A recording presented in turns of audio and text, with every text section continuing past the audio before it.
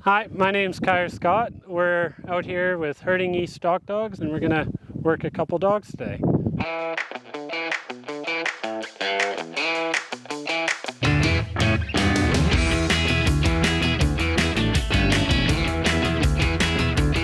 With him, he's trained. He's 11 years old, but he just has to practice some more of the big field work. We're gonna be field trialing this summer. So we got the sheep, they're probably, I don't know, just over 100 yards off.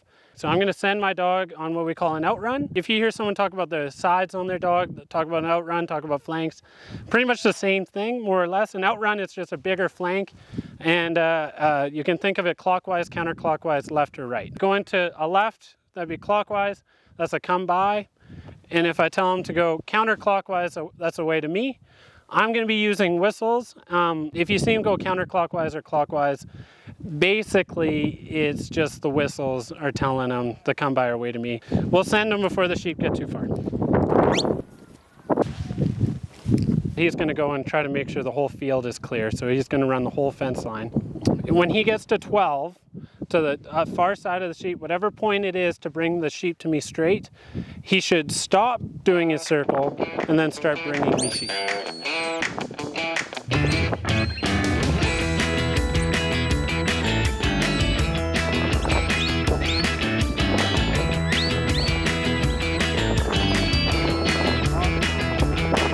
Steady!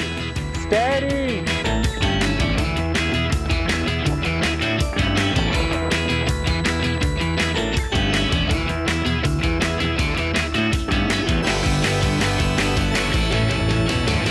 People tell you different uses for the crook or different meanings for the crook.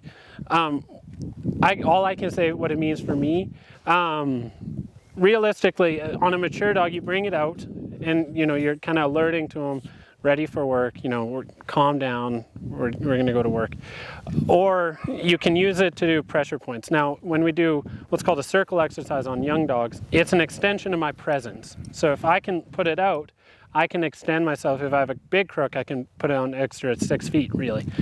And let me preface by saying it's not because I hit them. I don't hit dogs with my crook, but it's enough presence and pressure, what we call pressure, to make them bend. And I mean, realistically, every animal has a flight zone, and dogs are no different. So if I can be more accurate with controlling my dog's flight zone or controlling the animal, the stock, whether it's sheep, cattle, a crook is just able to put pressure where you need it. And it's the same thing. So if I took, humans have it too. If I took this and swung it at the side of your face, you'd go this way. If I do it this way, I'd do this way. If I went over top, you'd bend back, this kind of thing. And that's basically, it's just a manipulation tool for stock in general, whether dogs, sheep, cattle, whatever. So no, it looks like we're coming out here to beat the heck out of things. We're not. That's not the point of it. Especially this one is kind of expensive and flimsy. Lie down. A lie down is essentially a stop. Dogs don't understand English, right? So I can say whatever I want to him. It's entirely tonal. So if I call him, hey dummy, hey, or whatever, he's still my buddy. But if I say, oh, you're great, and see, it gets nervous. So the words don't matter. Lie down is the same thing. A lie down means stop. And some people, depends how they use it. So if they use it as a hard lie down, then it's a hard lie down. But with him, I told him to lie down, and he hasn't moved a foot. And so as far as I'm concerned, I just needed him to stop, and he did. So if you hear a stock dog person say that'll do, you're done, call him off. It's sacrilegious, but I'll say it anyways. It probably upset somebody. But as far as I can tell, that'll do. You can say here, that's totally fine. That'll do is an old traditional thing. And I like using it because when I'm in town or I'm around folks that don't necessarily know, then I can say that'll do and I can show them how tough I am. But it's just a show-off thing for me. Sweep. Sweep.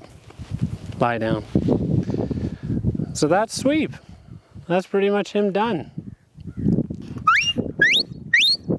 Like I said, everyone has different whistles. So for me, that's a come by, is away, and then a hard, sharp is a lie down, and then a is a walk up. Now, realistically, people, and I actually have a dog that I purchased, and her whistles were backwards. So her was a way to me, and then it was all switch around, sweep, and then I say it, and he takes off, sweep, here, sweep here, that'll do, lie down.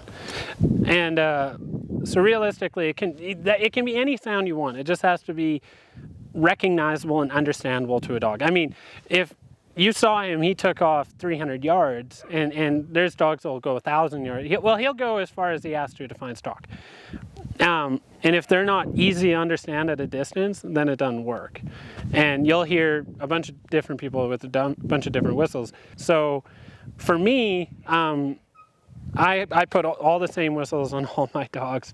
But you can work two dogs when you have them balanced. If you just send them and let them balance up and hold, or if you're trailing, you're doing farm work, then realistically you can just leave them as long as you're not micromanaging them.